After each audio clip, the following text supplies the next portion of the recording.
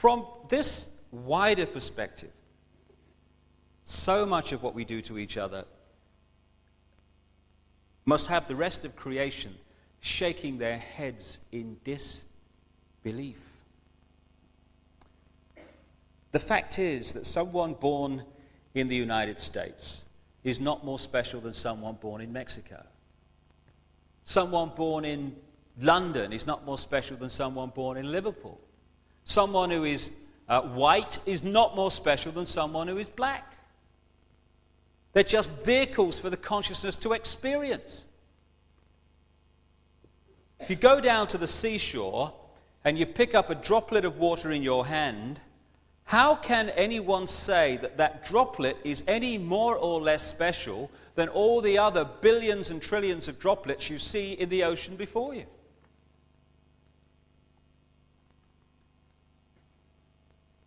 So when I began to understand all this and appreciate this other explanation to dogmatic religion and this world is all there is science, I started to ask a few questions of this situation.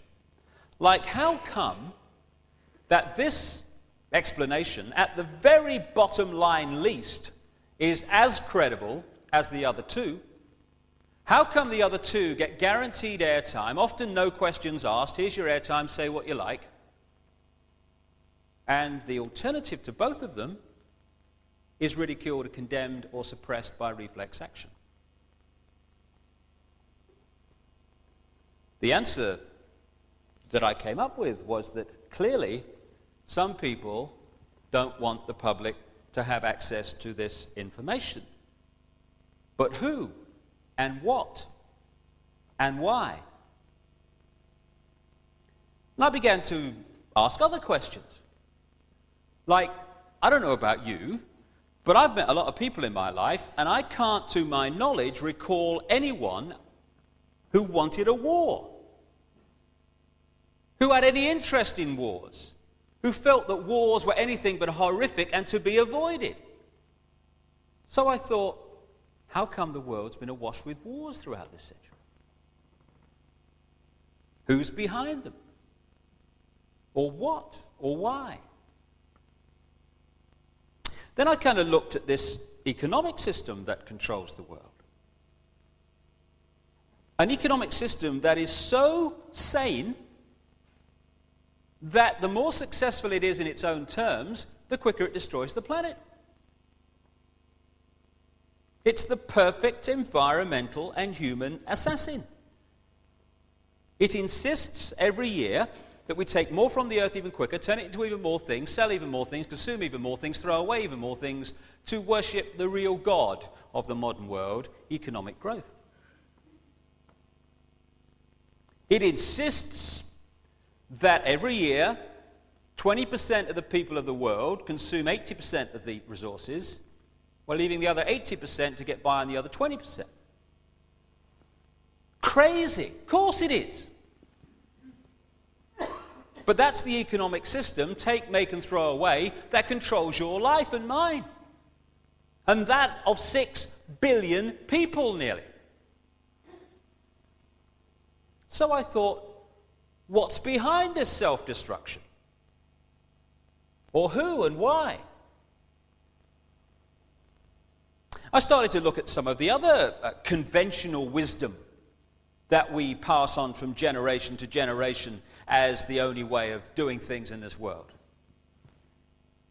The wisdom that says, even though the economic system that I've just described is dismantling this planet, you ask a politician of any party anywhere in the world, what do we do to get out of this environmental situation? And they will say we must have more growth to raise the money to spend on the environment.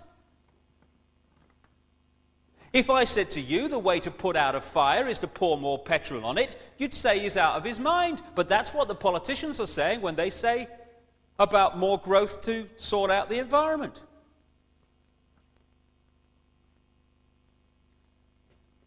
It's conventional wisdom that it's fine to treat animals as mere commodities, to be made as fat as possible, as quick as possible, on as little food as possible. to condemn every year billions of animals to a lifetime of pain, fear, and suffering in the name of economics. You're sane if you judge your success in healthcare not by how many people are healthy, but by how many diseased people you manage to treat. We're treating more patients than ever before. Why? Why are so many people ill? It's conventional wisdom that rising house prices are a sign of economic success when thousands are homeless because they can't afford them. You're sane, finally, if you think it's fine to support a system that is so successful that every year it turns out more suicide, alcoholism, drug taking, homelessness, pain, stress, fear, and suffering in all its forms. We'd be in real trouble if this system wasn't working, wouldn't we? That is sanity, apparently. But it's the ultimate insanity. So who's behind it? Or what and why? I began to realize, too, that against the background of this utter self-destruction, on this same planet is stunning wisdom.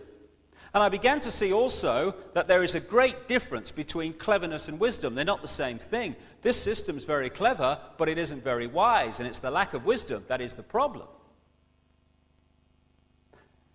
And I began to see that what we call wisdom is often not found in this state-of-the-art letters after their name system.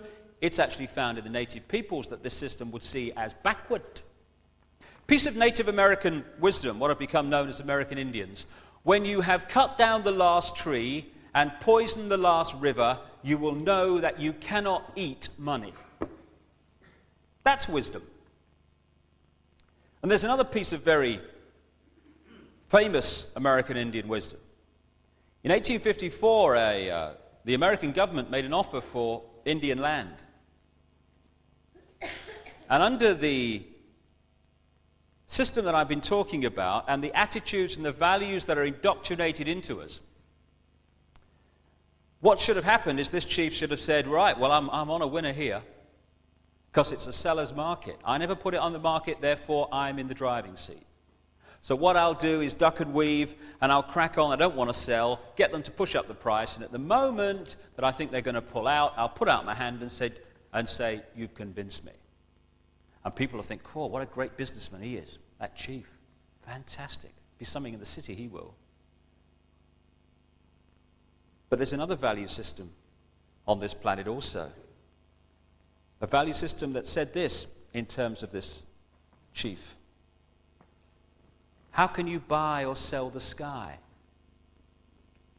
We do not own the freshness of the air or the sparkle on the water.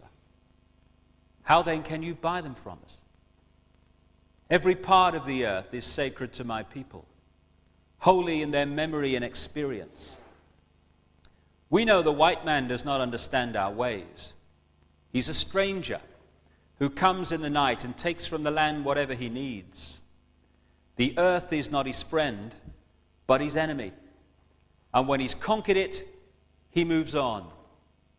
He kidnaps the earth from his children. His appetite will devour the earth and leave behind a desert. If the beasts were gone, we would die from a great loneliness of the spirit, for whatever befalls the earth befalls the children of the earth.